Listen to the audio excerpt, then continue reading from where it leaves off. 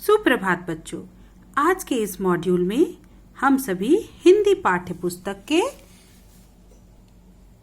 पाठ 4 को पढ़ेंगे, जिसका शीर्षक है बालक पाणिनि। आइए हम सभी इस पाठ को कहानी के माध्यम से समझते हैं। बहुत समय पहले की बात है। एक बार एक बालक को उसके माता पिता ने शिक्षा के लिए गुरुकुल भेजा। गुरुजी ने उस बालक को अपना शिष्य बनाया। बालक गुरुकुल में रहकर पढ़ने लगा। एक दिन गुरुजी ने उस बालक को एक पाठ याद करने के लिए दिया।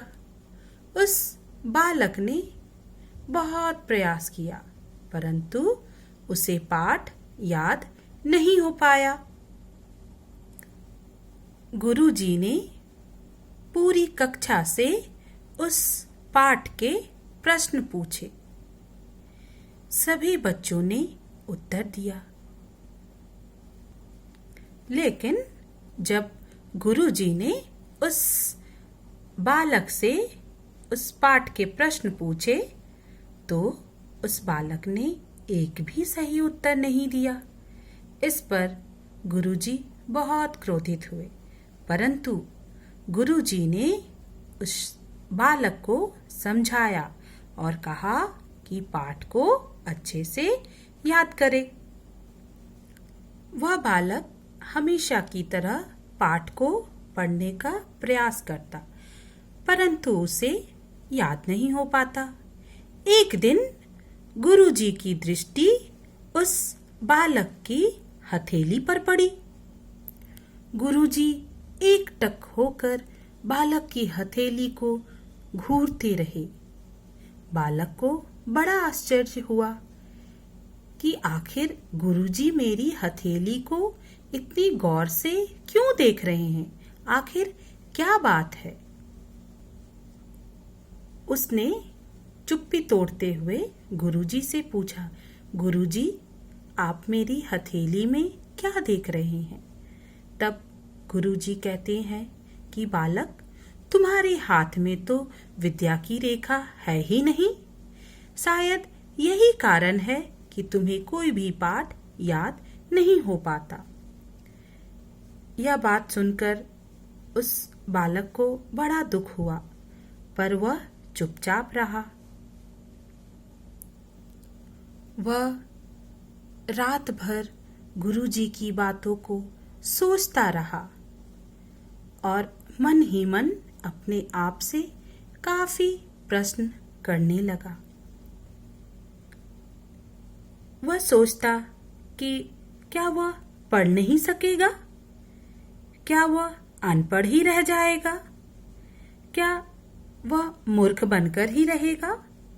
परंतु उस बालक ने दृढ़ संकल्प किया और अपने मन से कहा कि वह पढ़ेगा, वह मूर्ख नहीं रहेगा, वह विद्या की रेखा बना देगा, अपने भाग्य को बदल देगा। और यह सोचता हुआ वह अगली सुबह गुरुकुल पहुंचा। गुरुजी ने देखा कि वह बालक उदास नहीं है, उसके मुख पर चमक है, परंतु उस बालक की हथेली में खून लगा है। गुरुजी ने पूछा, तुम्हारी हथेली में खून कैसे आ गया? क्या कट गया है? क्या तुम्हें चोट लगी है? पीड़ा हो रही होगी।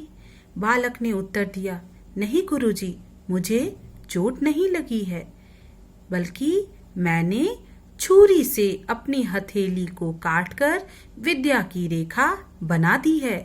अतः अब मैं जरूर पढ़ूंगा, मैं मूर्ख बनकर नहीं रहूंगा, मैं अपने भाग्य को बदल दूंगा।